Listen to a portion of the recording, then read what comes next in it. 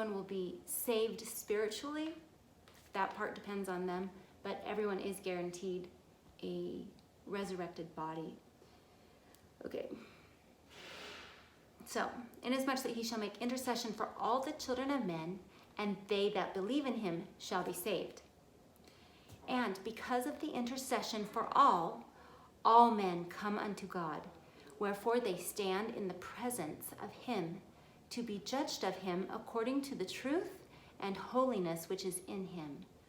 Wherefore the ends of the law which the Holy One hath given, unto the inflicting of the punishment which is affixed, which punishment is affixed, is in opposition to that of the happiness which is affixed, to answer the ends of the atonement. For it must needs be that there is an opposition in all things. If not so, my firstborn in the wilderness, righteousness could not be brought to pass, neither wickedness, neither holiness nor misery, neither good nor bad. Wherefore all things must needs be a compound in one. Wherefore, if it should be one body, it must needs remain as dead. That part seemed like maybe just a teeny bit confusing on the wording to me. It must be a compound. It must have the happiness and the misery put together, the opposition in this life. If it was just one and there wasn't choice between two things, then it would all be for naught. It would be as dead. It must needs remain as dead, having no life, neither death, nor corruption, nor incorruption, happiness, nor misery, neither sense, nor insensibility. Wherefore it must needs have been created for a thing of naught. Wherefore there would have been no purpose in the end of its creation.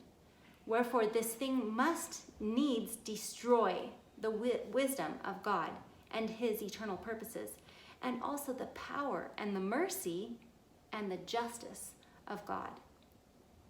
And if ye shall say there is no law, ye shall also say there is no sin.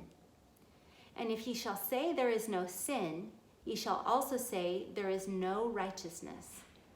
And if there be no righteousness, there be no happiness. And if there be no righteousness nor happiness, there be no punishment nor misery. And if these things are not, there is no God. And if there is no God, we are not, neither the earth, for there could have been no creation of things, neither to act nor to be acted upon. Wherefore all things must have vanished away. And now, my sons, I speak unto you these things for your profit and learning, for there is a God.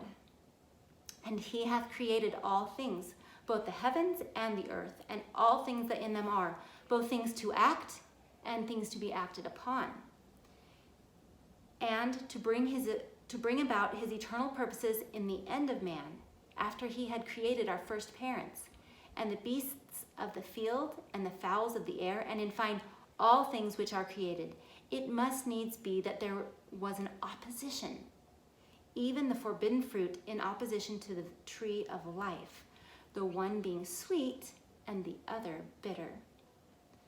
Wherefore the Lord God gave unto man that he should act for himself. Wherefore man could not act for himself, save it should be that he was, my legs are starting to hurt. Okay, I'm gonna adjust really quick. Man could not act for himself, save it should be that he was enticed by the one or the other. And I, Lehi, according to the things which I have read, must needs suppose. Okay, this is actually a spot where I'm going to stop because Sienna has a Zoom meeting with her presidency. So I got to give her the phone, but I'll come back. We're reading a little more. I think I've mentioned that. I know I mentioned it in Thai. I think I mentioned it in English. Sometimes I forget, but we're going to finish this page and do one last page, and that will end the chapter. So I'll talk to you in a few minutes.